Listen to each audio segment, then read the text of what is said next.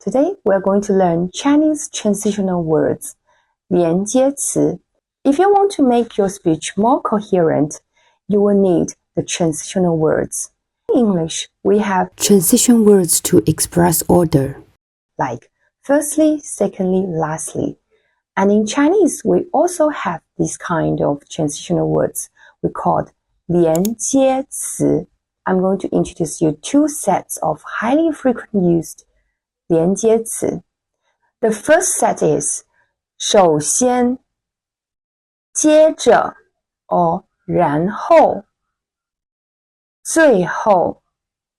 The second set is 第一, 第二, 第三. Now let's have a little test. You have to listen to a short presentation and you pick which transitional words I have used in the presentation.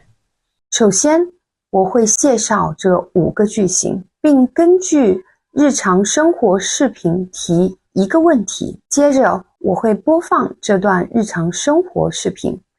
最后，在影片的结尾，我会告诉大家问题的答案。The answer is 首先，接着，最后。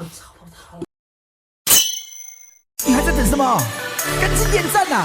我要你点赞点赞，右下角点赞，红心闪点赞，手拿来点赞。